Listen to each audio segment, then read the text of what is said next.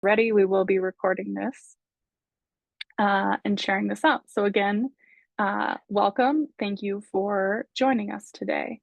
A few housekeeping items on the next slide. If you have questions, please submit them via the Q&A function. We'll be using that. There is going to be a Q&A period of time at the end. So if questions are not answered kind of throughout, there will be dedicated Q&A time at the end where those questions you submit will be answered. And for those that we don't answer during that time, we are going to be providing some follow-up as well. We will be sharing out slides, the ETPL report, again, responses to Q&As that we don't get to, questions we don't get to at the end, as well as a recording. And if during this webinar you have technical issues, your sound isn't working, something like that, please feel free to chat Jessica Majorca, and she will work to help you. With that, we will go through our agenda for today. The first piece, we will talk about the purpose of the webinar. We will then take some time to talk through the history of the eligible training providers list and requirements and state actions. We will talk about data and highlights from the new ETPL report, as well as future state, what we are working toward with updates to the eligible training providers list. Then again, we will have that question and answer time and do some wrap up and next steps. So with that, I will hand it over to Lee Wheeler-Berliner. Thank you so much, Britta. Good morning, everyone. I'm Lee Wheeler-Berliner, the Managing Director for the Colorado Workforce Development Council, and we're excited to be having this discussion today and this webinar on unlocking provider outcomes data. Ultimately, today is about sharing information. When you're within a state government agency, there's a lot of bits of information, data, and things that are required to be reported and made public and shared. And from Congress to federal departments who issue rules to the Federal Register, through state policies and guidelines, there's a lot of different ways in which that can take shape. Ultimately, we are engaging in this webinar today as a starting point to enhance transparency and usability of information. You can go back one more slide for just a moment. Before we jump in to the meat of what we're talking about, I want to take a moment to recognize a few key people who are instrumental in making today happen. First and foremost, I want to recognize the Colorado Department of Labor and Employment, the Division of Employment and Training, and the work that the team has done underneath Kelly Folks' leadership of that division, specifically Stephanie Mufik and Mark Dewey and Terrence Hughes. You'll get to hear from them a little bit later on. They are the ones who have been really digging into thinking about how we can take some different approaches to the data that is currently available to release it in a way that can be used for new analyses and understanding of what outcomes we're seeing within our talent development ecosystem. I also want to say a word of thanks to the Colorado Department of Higher Education, and specifically Michael Bonte and the leadership that he has demonstrated over the past almost a decade in terms of helping to understand how we take something known as the ETPL, the Eligible Training Provider List, which is in some ways a very wonky and specific construct that is designed to meet one specific purpose within federal law. And Michael has been a continued drumbeat to say, how can we take this and really create a new opportunity out of it to shape the canonical source of information on training and education programs within the state of Colorado, which is ultimately what the public needs to make informed choices about their path, and how can we help customize and support that journey. And then finally, a word of thanks to Roger Lowe and the Colorado Equitable Economic Mobility Initiative. As partners, CME has been someone who has really just continued to ask questions and to nudge in a way to say, what data is there? How can we think about that data? What is that saying? How can we use it to continue building evidence? So thank you to those partners for helping to make this happen today and for promoting it, getting people here in the room, because ultimately we're here to share some information and we have some key questions. We want to engage and get information back from you all as our partners and stakeholders in this work as well. If you can go to the next slide, the other way in which I'll describe the purpose of the webinar today is that we're advancing objectives of the WIOA state plan. And we're doing that, number one, through transparency. When we think about what we are striving towards together as a state in that WIOA state plan, which again is the Workforce Innovation Opportunity Act, we are seeking to promote access to education and training opportunities. We're seeking to enhance the affordability of those education and training opportunities, and also to advance the quality of what those programs provide. And in that, we have a desire as a public system to really promote the idea of consumer choice.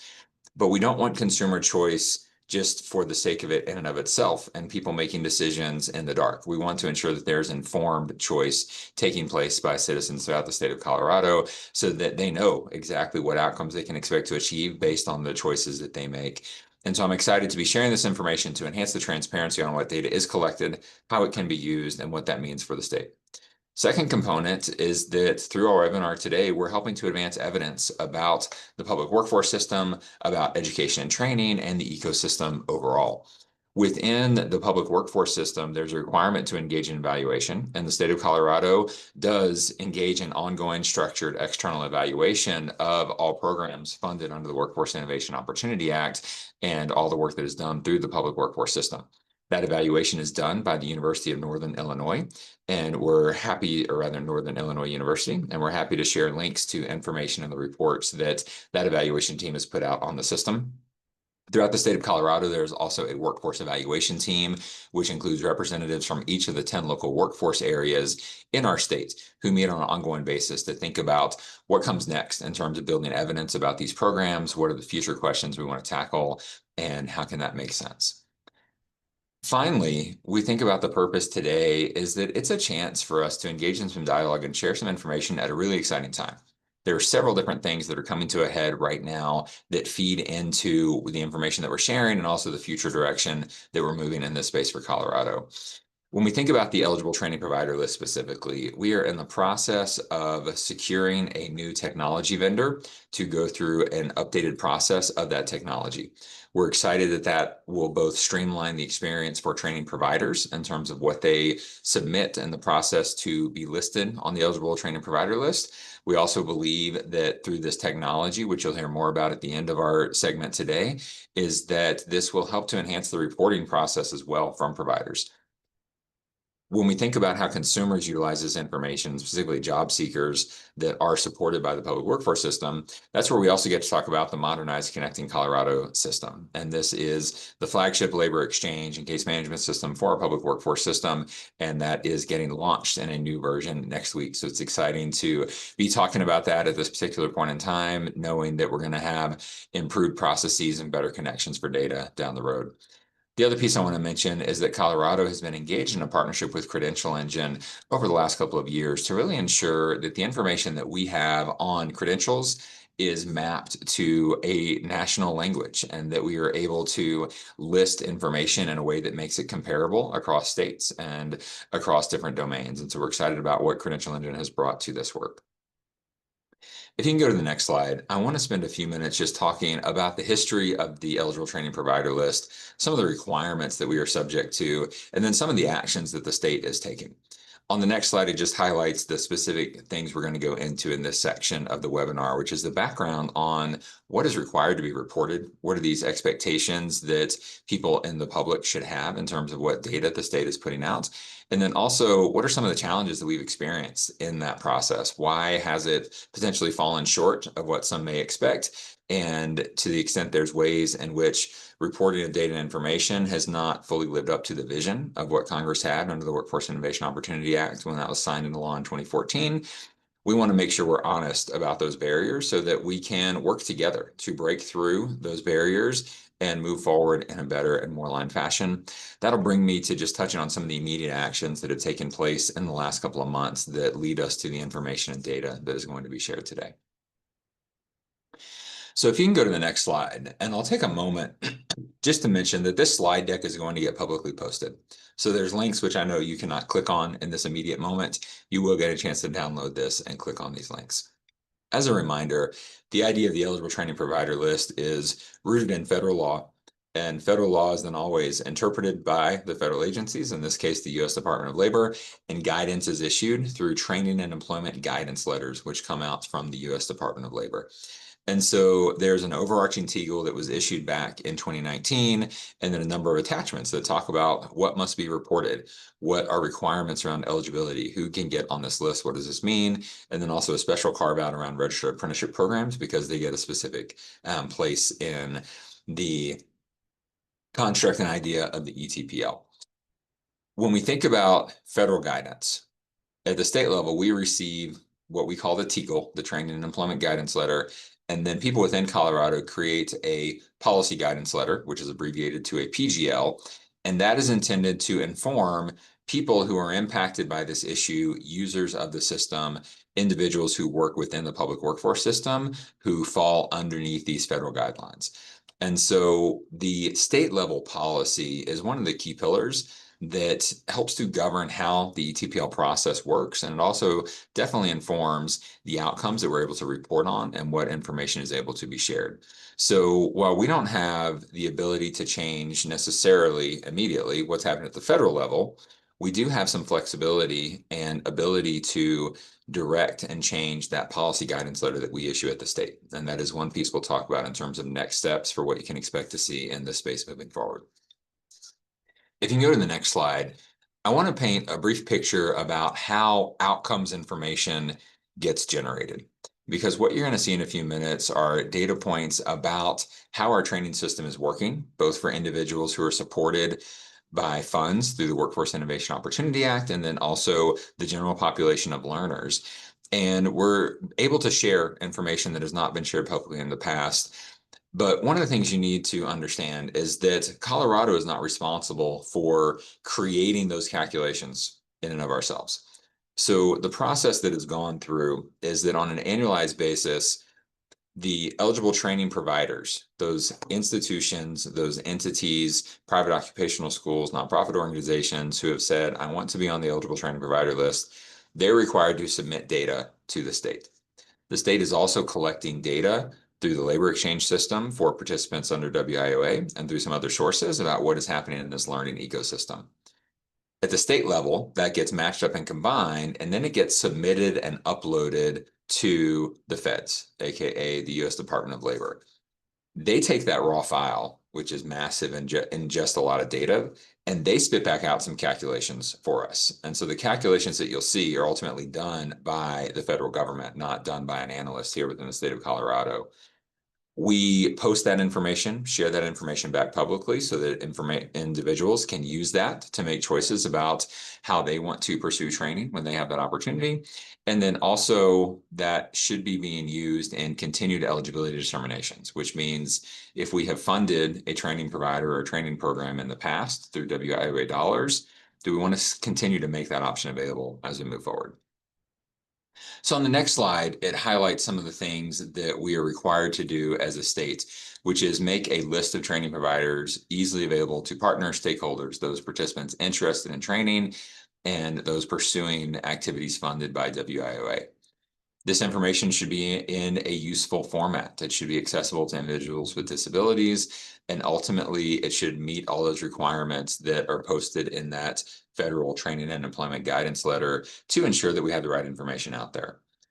One of the things that to me is a strong plus and key driver about what makes our public workforce system in this country great is also considered from an opposite perspective, a delimiter in the effectiveness of the system and of the model overall. And that's the idea of consumer choice. The Workforce Innovation Opportunity Act and the ability to access funds for training here in the United States is not an entitlement program. It is an eligibility-based program. There are specific requirements that individuals must meet if they are going to be deemed eligible. And when the money runs out, the money runs out. People can be turned away if there is not enough funding available at the time that they apply.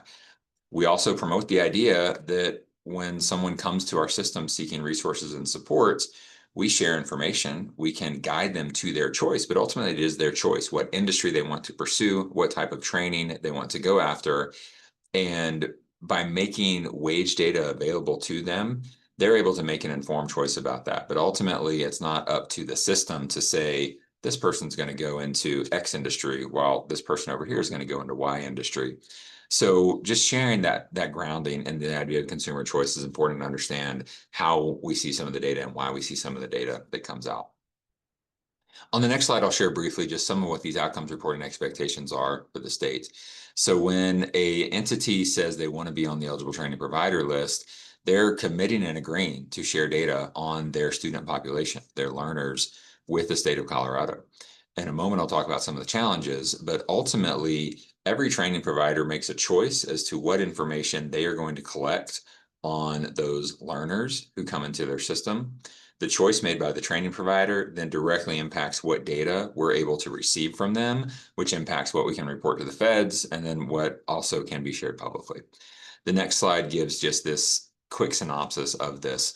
So some training providers will collect a social security number from a learner. And when we have a social security number that is collected, the ETPL system can securely capture that, and then it can be matched across these data sets directly to wage information. However, some providers only collect a student ID number.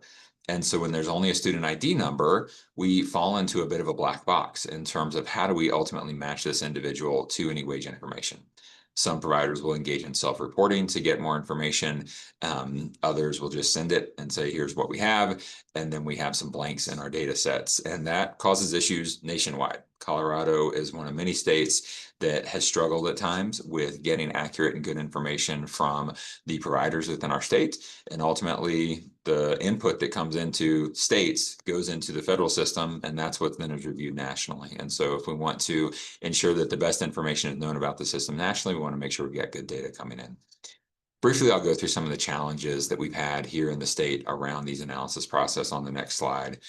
First and foremost is privacy laws. From the federal level, we work under FERPA, the Education Rights to Privacy Act. We also have some of the most stringent privacy laws in the country here within the state of Colorado. So I mentioned that training providers choose what information they want to collect on learners. That's because we do not have any state required mandate that Social Security numbers be collected. And so from that policy place, we have a gap in terms of the quality of the data and what matching is able to be developed for us. Those laws shape the technology, because when we don't have a requirement to collect a social security number, we can't make a mandate in many cases to providers to collect a social security number. And so the technology doesn't necessarily have to be at that standard to maintain that level of PII. And so we have some technology systems in our state which have not been funded at a level that could support high quality security in this day and age of cybersecurity. And so we haven't had all that data and information coming in. So when we think about what that means from that reporting standpoint, we haven't had a full data set to work with, which has created one of these ongoing challenges. Fundamentally, having a social security number is the best way to match data from a learner into employment and into wages, because through the unemployment insurance system, we can then make that match and understand what wages were earned on a quarterly basis by an individual. One of the things that the state is going to be taking a different approach on moving forward is the idea of policy enforcement. I mentioned the PGL, the policy guidance letter, and that is within our control to strengthen and tighten up how we are approaching enforcement around compliance with that policy and making some firmer decisions about training providers in this state. Colorado historically has supported an idea of local control. And so similar to that mindset and construct of consumer choice, we have also given a lot of flexibility to local workforce areas in this case to make their own determinations about the providers that are going to be best suited for those specific counties that they serve and support.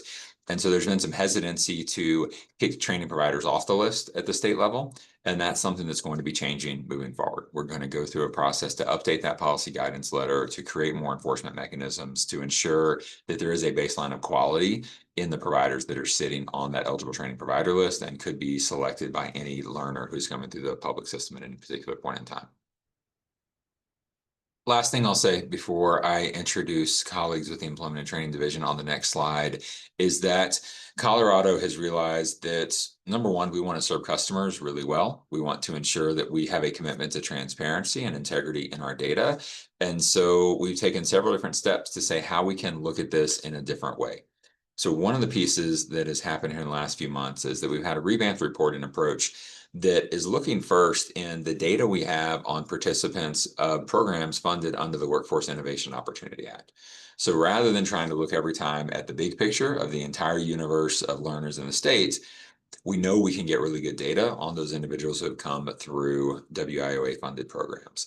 And so one of the pieces of information we're going to share some snippets and highlights of, and then you'll get information about where you can access it, is a data set that yields new insights through a generation of a historical 7 years of data on those individuals funded under WIOA in terms of what training programs they had pursued, the completion rates, and the wages that we see coming through those programs.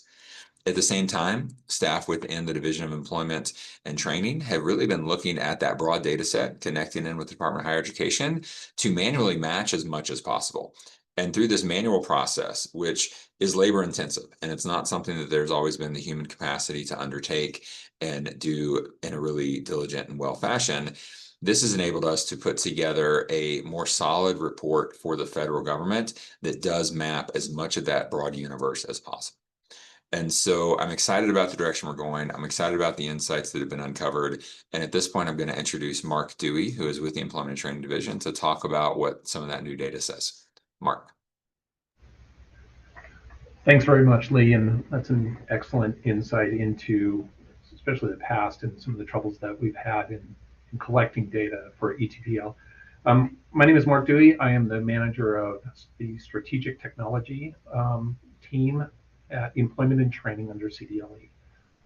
We're going to go over some of the report or some of the data that we submitted for recently to USDOL, as we are compelled to by USDOL to ensure our compliance with the ETPL program. I want to make sure that I acknowledge, Lee mentioned Terrence Hughes. Terrence is one of my team members. He's an excellent data guru, very good at diving in and collecting data and handling the lion's share of the reporting up to the USDOL. And so call out Terrence, and Lee also mentioned Michael Vonte. Michael's been a great partner at Colorado Department of Higher Education, and I just want to acknowledge his contributions and his team's contributions to our reporting efforts that going forward. Again, if you have questions, make sure you put them in the chat. We'll try to respond to them if we can. If not, we'll address them after. And also these slides will be shared, so it'll give you a chance. We will be diving into the data a little bit, and so give you a chance to really look it over. And if you do have questions, you can certainly come back to us with any of those questions. The one thing to note is that this is a compliance document, or we send this data up to USDOL as for a self-check, what USDOL calls a self-check, and so they're looking for any red flags, any issues that might be there from a data validity perspective.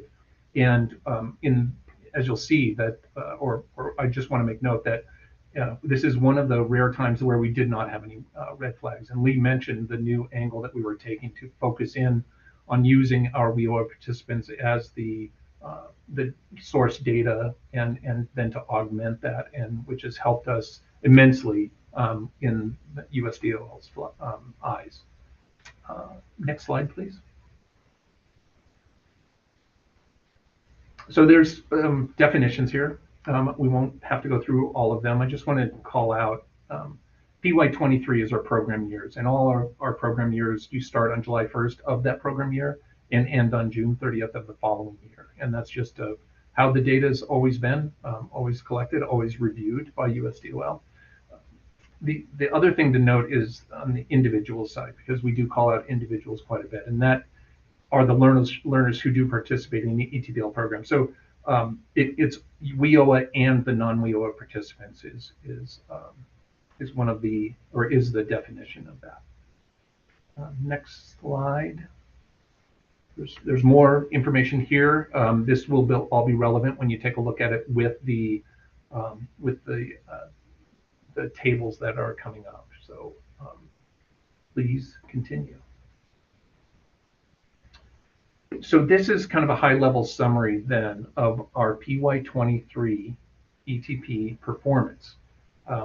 So these are the individuals who participated in the ETPL programs, and the cost per individual, and this type of table is what we receive back from USDOL every year based on the data we submit. So we upload this information, they massage it, take a look at it, and send this data back down to us. And so when you see some of those, like no analysis provided, that just means that this is either data that's not interesting to USDOL, not something that we're measured on in those cells, and so this is just a definition of where that is.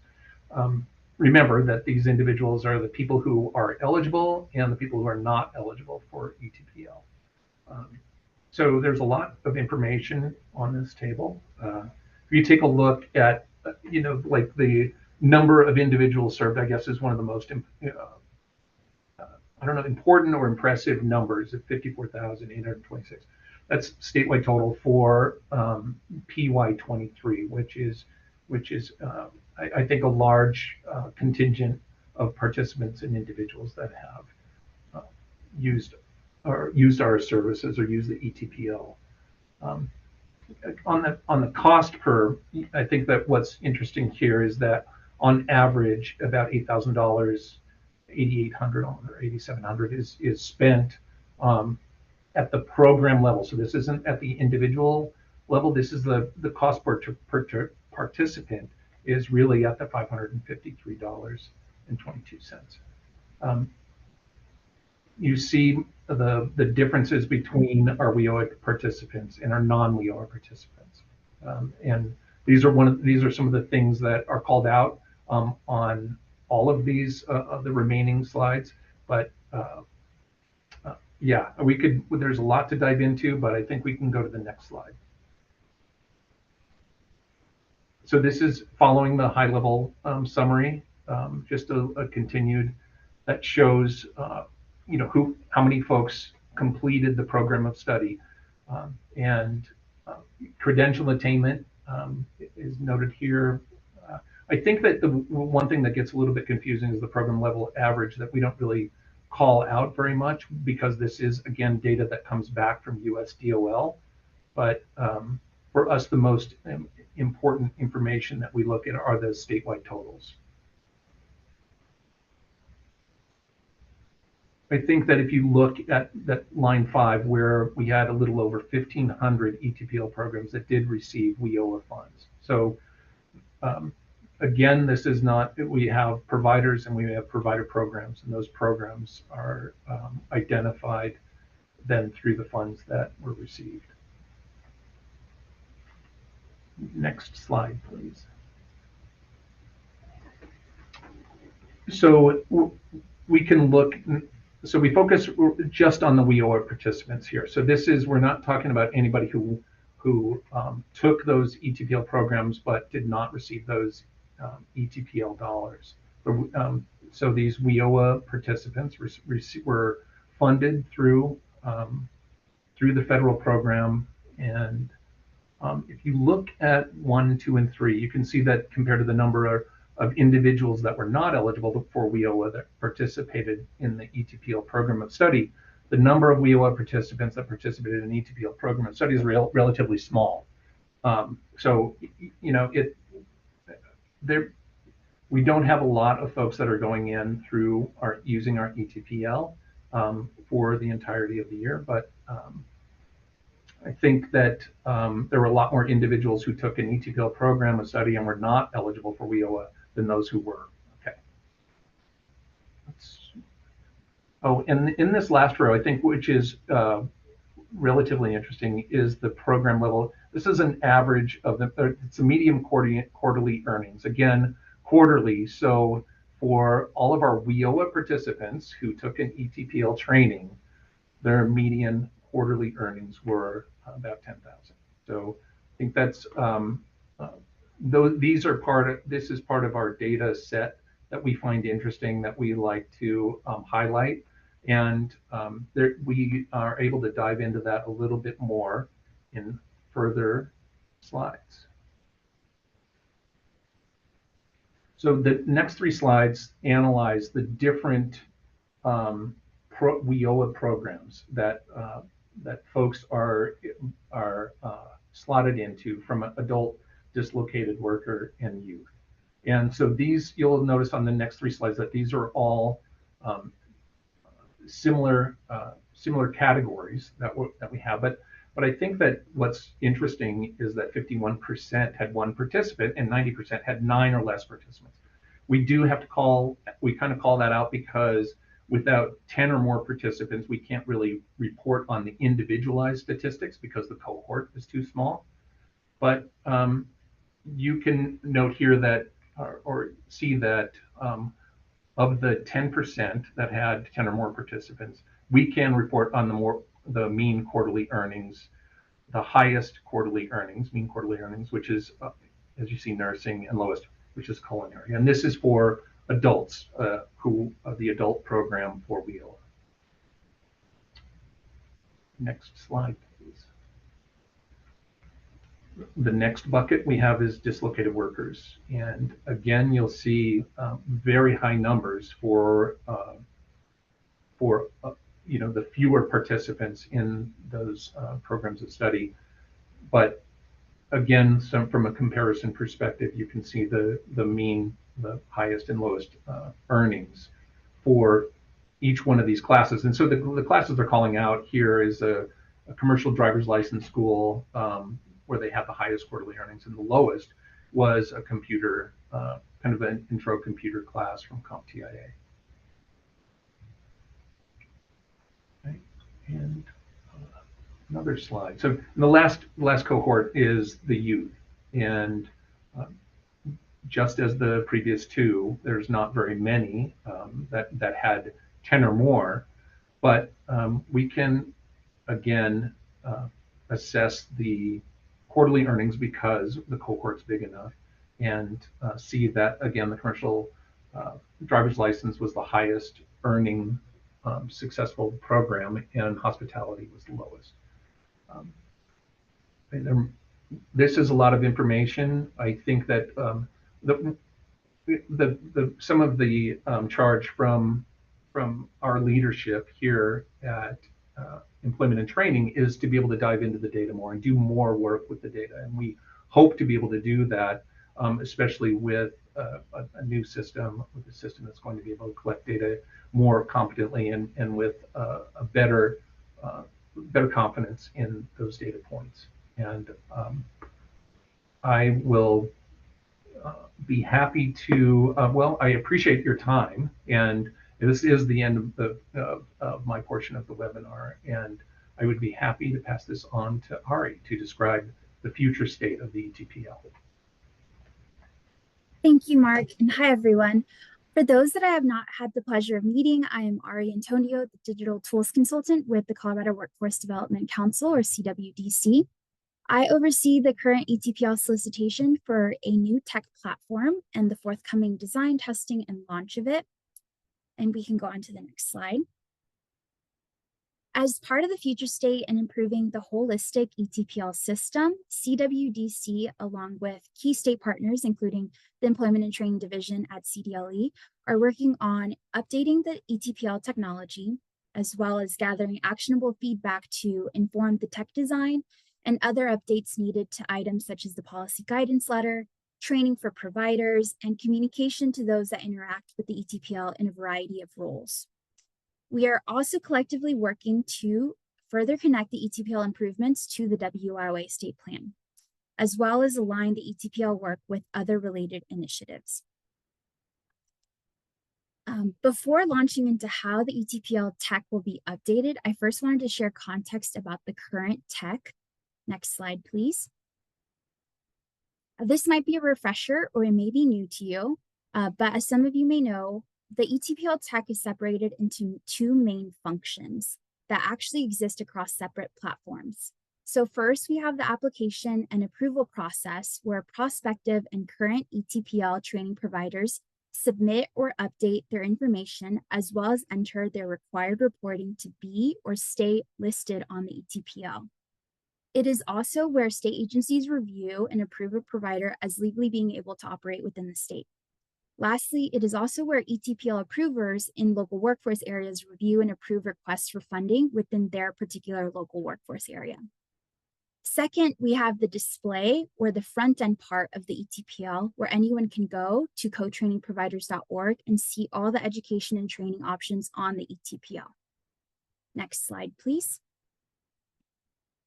As part of informing consumer choice, ETPL training and education options are mapped to Credential Engine's Credential Transparency Descriptor Language, or the CDTL.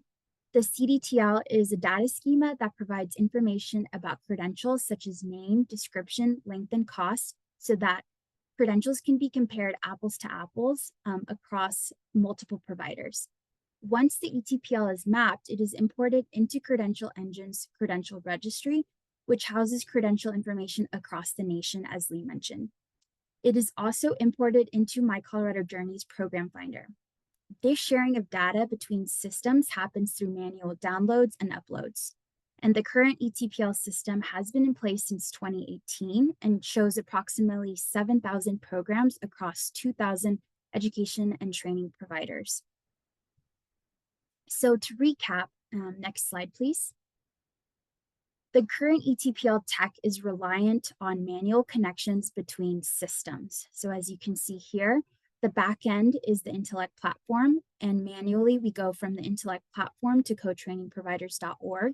We also go manually from the Intellect platform to the credential registry, and manually from the credential registry into My Colorado Journeys Program Finder. Next slide, please. Next, I'll provide an overview of the current solicitation for the new ETPL tech. I will caveat this slide by saying that the solicitation process is still going on, and it is bound by non-disclosure. So I'm only able to share information at a high level. To start, the solicitation was published on BidNet and Colorado VSS in February and was open for approximately 1 month.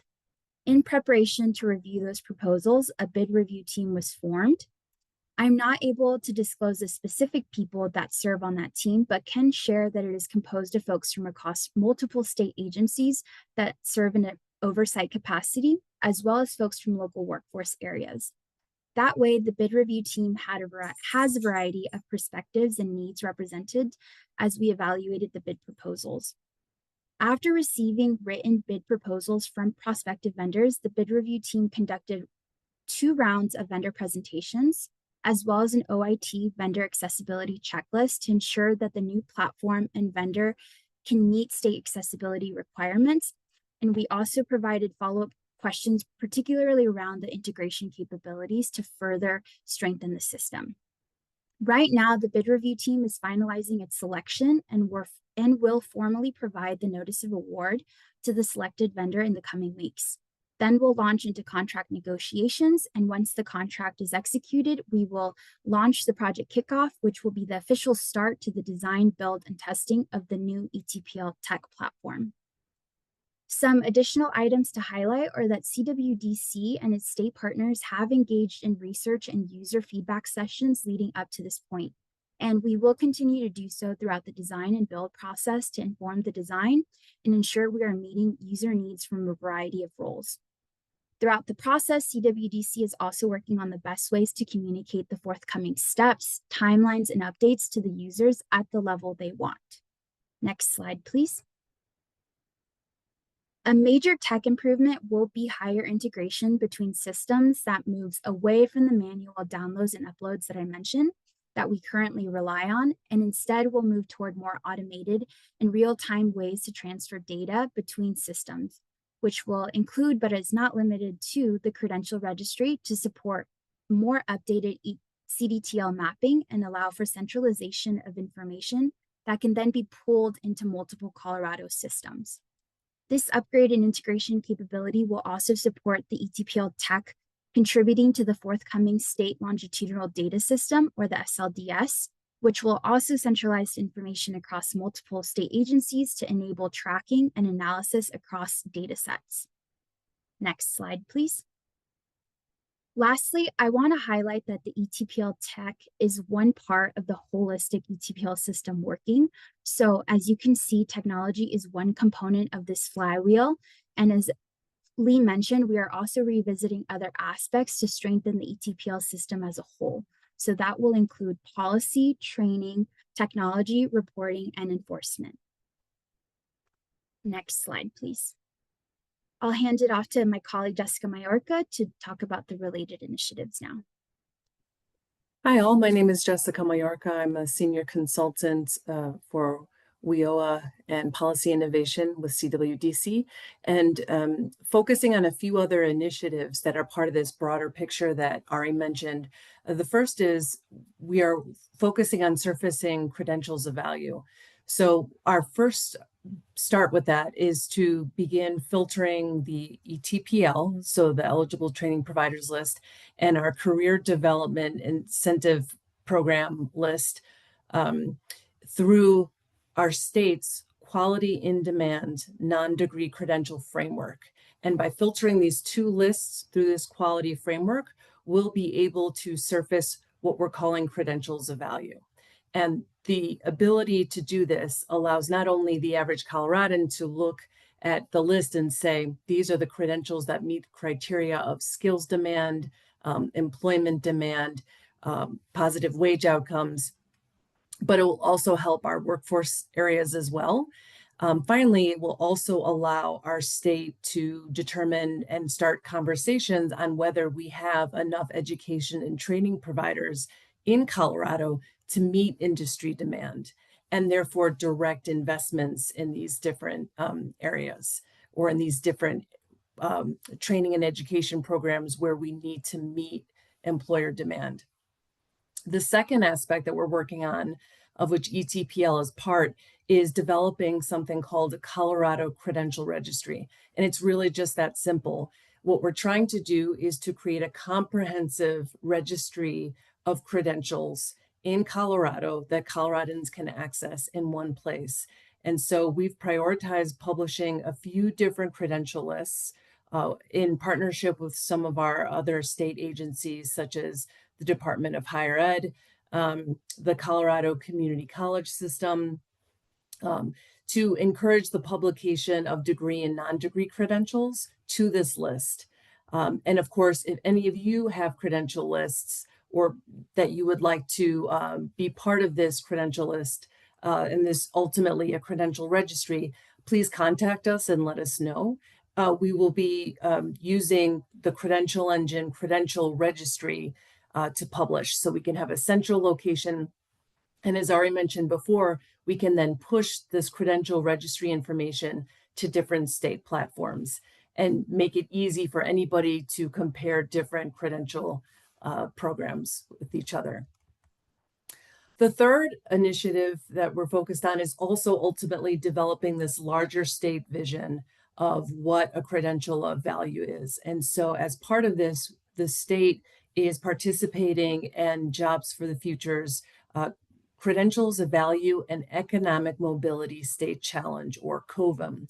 And so a few of us on this call are part of Colorado's team, and we will contribute to developing and refining a statewide vision for evaluating non-degree credentials. Finally, ultimately, all of this work integrates and supports our larger state's initiative towards advancing skills-first practices. So some of you are probably familiar with Governor Polis's executive order a few years ago around skills-based hiring and advancement. We have an overall strategy to integrate skills-first practices statewide.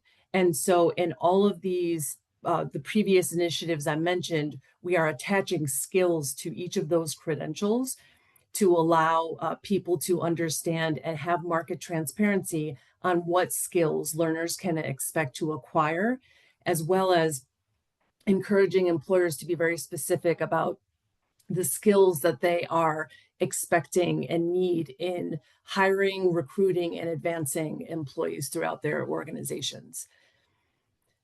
So I will close it there. And Ari, I don't know if there's anything additional that you wanted to speak to, but otherwise I can pass it to Britta. How would you like to proceed? I will just add one piece in that if folks have states that they really admire their ETPL system and their best practices, please pass along those recommendations by emailing CWDC@state.co.us and including ETPL in the subject line. We're continuing with conversations with state partners and seeing how they implement their ETPL system from a policy, training, and tech perspective. So if you have those shining lights that you would like Colorado to engage with, please let us know.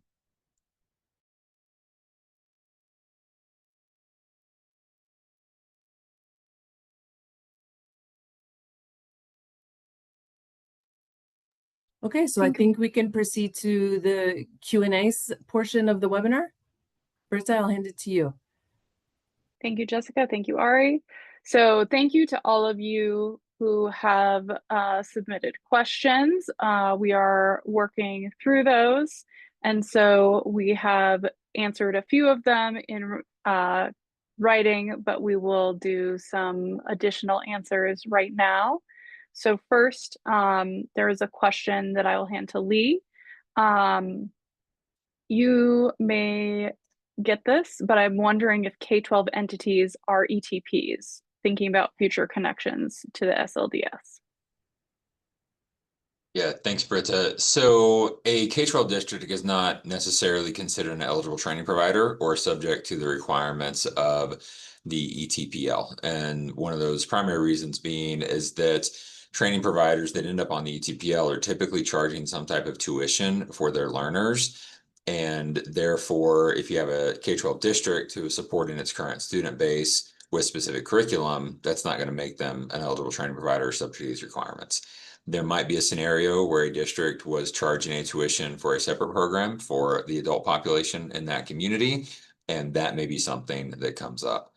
To broaden that response, though, if we're thinking about the SLDS, and there was another question that came through in terms of how this ties in ultimately to the statewide longitudinal data system.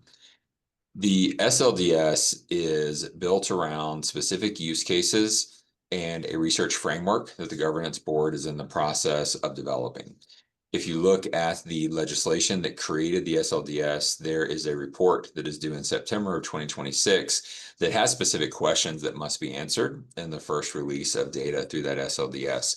A number of state agencies and then divisions within specific agencies are required to contribute information into that SLDS.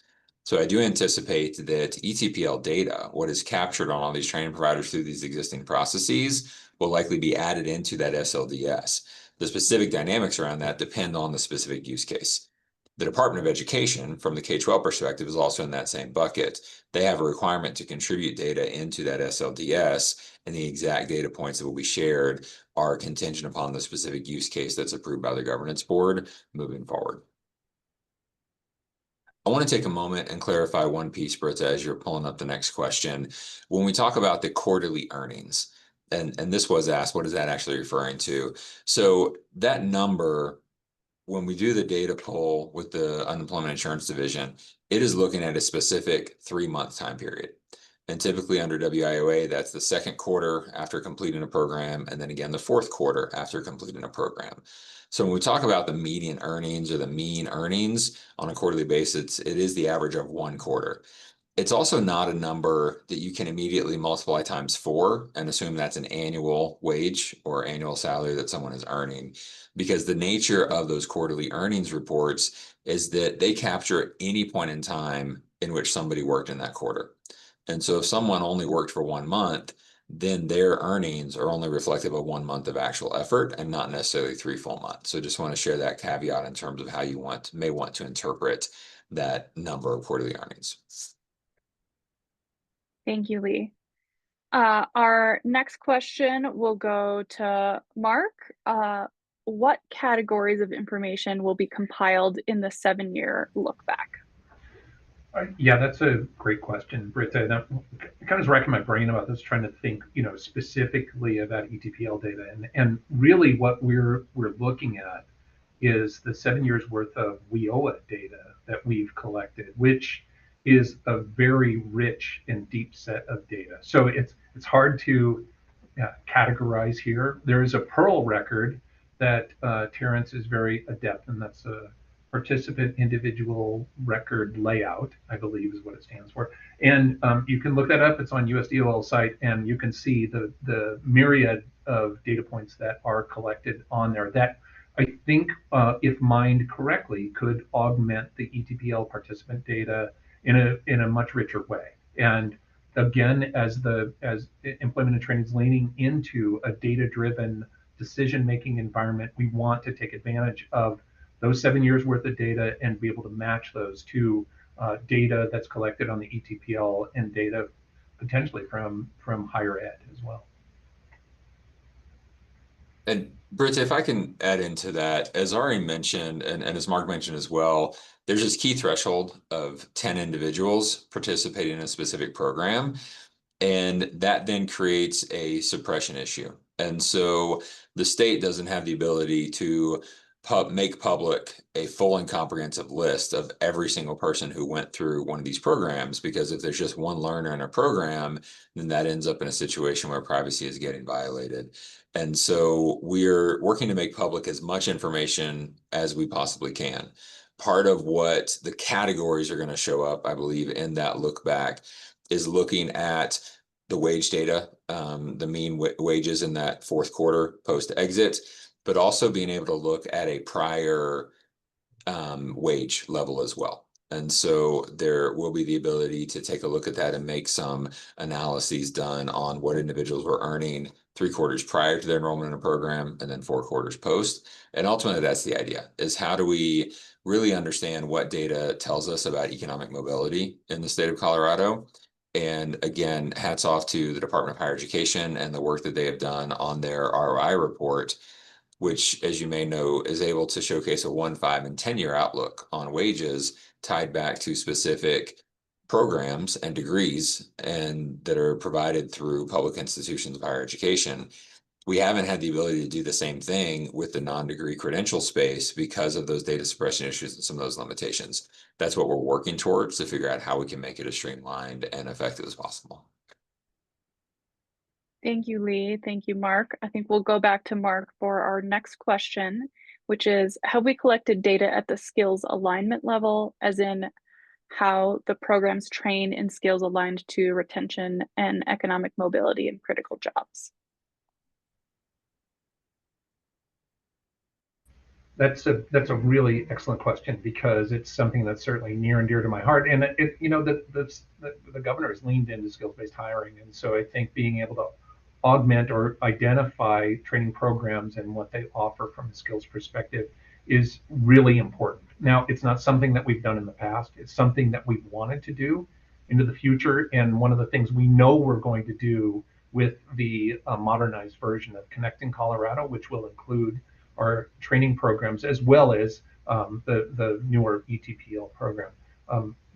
I think we'll be using tools to be able to identify based on program descriptions to help training provider understand what skills they might be offering, and allow them to curate their own training program description to ensure that the skills that a successful completer of that program are expected to receive can be reflected in their training description, or the program description.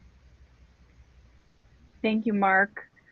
We did have some questions on slides 19 and 20 about those 2 slides. I'm wondering, Mark, if you'd be able to speak to these, and Carrie, if you could please go back to slide 19 for reference with that question.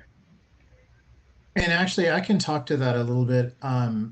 The numbers displayed on the slides actually come from the ETP self-check, which is a tool that DOL developed essentially to determine whether or not the data provided in the Pearl is going to pass all the edit checks, and if they're going to be able to use it for their annual reports. It's sort of like a workbook. It's a measurement of the progress that you're making. I can't say that it's a final answer. A better answer that will be available once we submit our annual reports this year is going to be the ETP annual reports that you get from WIPS. Thank you, Terrence.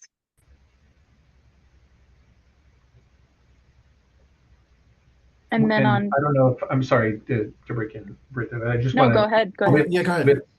I'm just going to explain what WIPS is actually another tool that USDOL uses as a data check, similar to the self-check that's done for ETPL. WIPS is done for the broader Pearl that I mentioned, that record layout for WIOA. Just a quick note.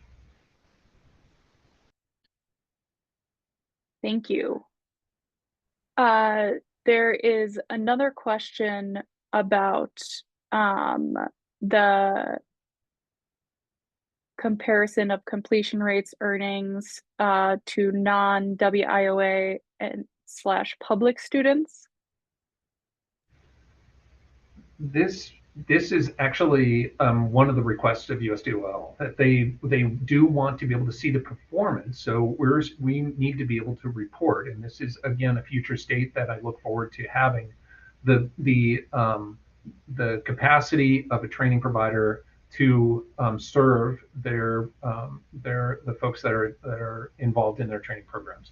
And while we don't currently do that, and this is one of those challenges that come forward when we do ask for participant information, it does make sense that those WIOA recipients, those are the ETPL WIOA recipients at the training provider level, need to provide information on those individuals who received those WIOA dollars, but they are also compelled to provide data on those individuals who did not receive WIOA dollars, so we can so they can see the outcomes for both those individuals cohorts. Thank you, Mark. Michael Vonte, I think we have a question about the current systems or databases in use for the application approval process and the display front end. Would you be able to speak about that at all? Sure, I'm happy to, and let me know if this is helpful or not. Again, great thanks to you all. I'm Michael Vonte. I'm the Chief Performance Officer and Senior Director of Research and Data Governance at CDHE, Department of Higher Ed. Great thanks to our colleagues at CDLE and CWDC working collaboratively on all of this. In terms of what is viewable on the front end of the ETPL system, I think that can take a lot of different shapes. We have the system that does display the data on the provider and program level side of the ETPL, to be able to, in terms of the provider logging on and being able to upload data and see that level of data. We also have a more publicly facing ETPL showing that the provider and program level data. That's the cotrainingproviders.org website, but also the program finder in My Colorado Journey. So I think those are two avenues where we have that level of information that's available to individuals, and working with CWDC and CDLE on potential new platforms and new functionality, being able to expand that so that more of that information can be provided at that program and provider level. I hope that's helpful, Britta. Yeah. Did that get at the question? Yes. Thank you, Michael. Okay. I think we are closing in on the end here. We have time for one more question. So I will toss it to Lee with the question being, with so many programs and a single enrollments, it seems hard to evaluate the effectiveness of different programs. I can imagine it would overwhelm learners. How are we making it easier for learners to identify high quality programs and credential pathways? Thank you for this question. I think one of the things that our ecosystem, and when I use that phrase, I'm referring broadly to the talent development ecosystem that is comprised of education providers, human services providers, intermediaries, the public workforce system, economic developers, and people who have engaged in the 1215 task force over the last several years and different lines of work. There's been a strong consensus that high quality career coaching and career navigation is a linchpin in our system to achieving long-term success. So when we think about how we make this digestible for learners, ultimately the right solution is going to come from a few different ways and places. Part of it is usable technology that provides this information right at the source in a way that makes sense. And so thinking about how we take a human-centered approach to displaying this technology, to displaying the information rather in the new system, is one of the things that the state is working on. The second is, how do we ensure that this is the information that is made known to that network of career coaches, guidance counselors, navigators who exist in a lot of different contexts, so people can work from the same data set. I think in partnership, that's how we're going to be able to make this as digestible as possible for learners throughout the state of Colorado who are coming from all different backgrounds and all walks of life. Ultimately, when we think about what the responsibility is for publicly supported entities within government to share information, I think we have a mindset here in Colorado that we never want to fall into the public notice in 7 or 8 point font in the back page of a newspaper that someone has to subscribe to read and say that has met our public notice requirements. we ultimately want to be moving into a place where information is being shared openly. There's a spirit of transparency with strong integrity into that data. And that's, again, what today has been about. I want to say thank you for joining and participating in this webinar. There's a couple closing comments that Brits will make in terms of additional input we'd like to get from you all. But once again, thank you so much. And we're excited to begin this conversation with you in a more concrete fashion in a lot of different ways. Thank you, Lee. Again, thank you all for joining us today. We would like to ask for your feedback on our session today, as well as any ideas that you have for future information that we could share. We would appreciate your feedback. For the slides, again, the report, questions we did not get to, and the recording will all be published online and shared via a follow-up email with anybody who registered to today. We are also going to be sending out more intentional eBlast updates on the ETPL. Some of this will be technical about the technology update for local areas and providers, as well as kind of broader scale as well. So if you're interested in receiving those updates, please, when you get the slides, you can click through and sign up to join that list. We will do another webinar when we have updated data again next year and share that out with you all and anybody who is interested. And if you have any additional questions, please email them to cwdc@state.co.us. And please put ETPL in the subject line. That will help make sure we're getting that question to the right person to get you an answer. Thank you all very much for joining us today. We appreciate you.